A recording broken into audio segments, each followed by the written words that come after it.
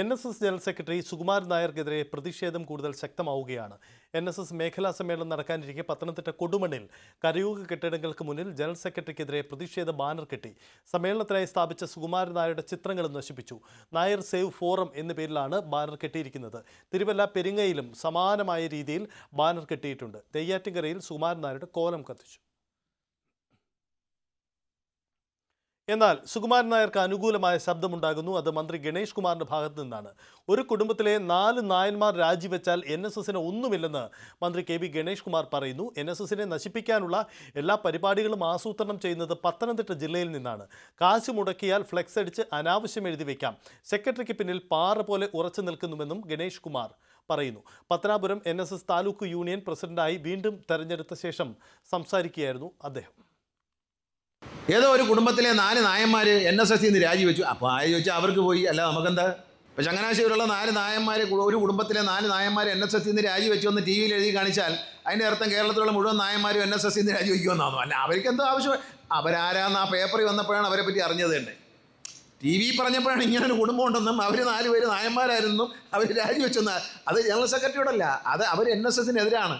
പത്തനംതിട്ടയിൽ flex board വെച്ചു. ഈ പത്തനംതിട്ടയിലാണല്ലോ NSSനെതിരായിട്ടുള്ള കേസുകളെല്ലാം.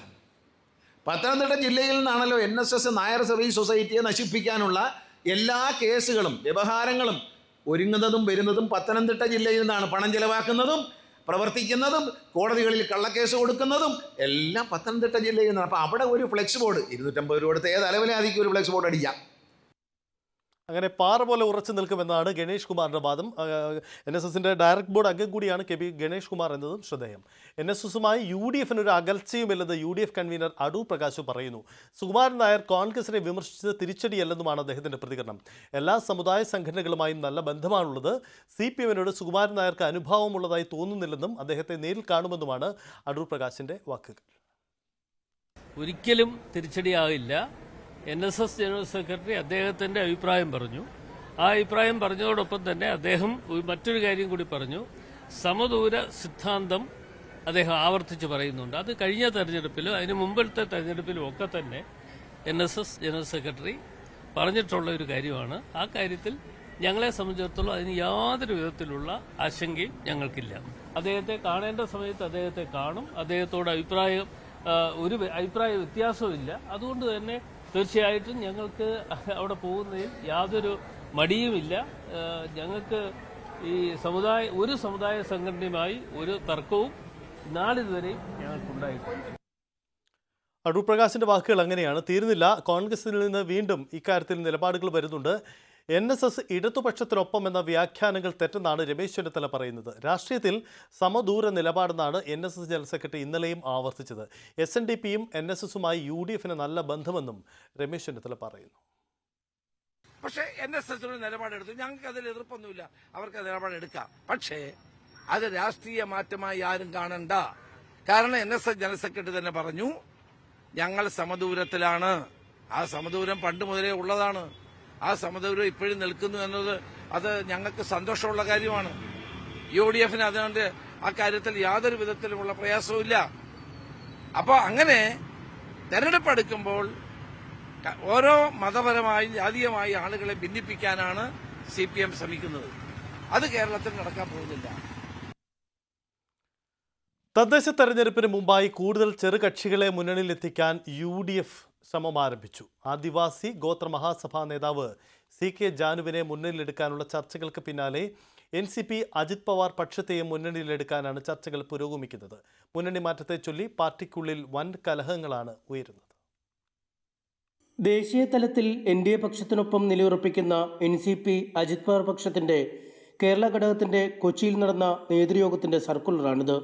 വരുന്ന നിയമസഭാ തെരഞ്ഞെടുപ്പിൽ NCP UDFന്റെ ഭാഗമായി രംഗത്തിറങ്ങണമെന്നാണ് സംസ്ഥാന പ്രസിഡന്റ് NA മുഹമ്മദ് കുട്ടിയുടെ നിർദ്ദേശമെന്ന് സർക്കുലർ വ്യക്തമാക്കുന്നു.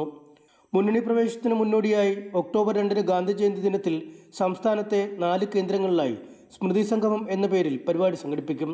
കൊച്ചിയിൽ പ്രതിപക്ഷ നേതാവാണ് പരിപാടി ഉദ്ഘാടനം ചെയ്യുന്നത്. മറ്റു കേന്ദ്രങ്ങളിലും കോൺഗ്രസ് നേതാക്കളാണ് ഉദ്ഘാടകർ. മുഹമ്മദ് കുട്ടിയുടെ നേതൃത്വത്തിലുള്ള ട്രയാങ്കിൾ എന്ന സംഘടനയുടെ പേരിലാവും പരിപാടി സംഘടിപ്പിക്കുക.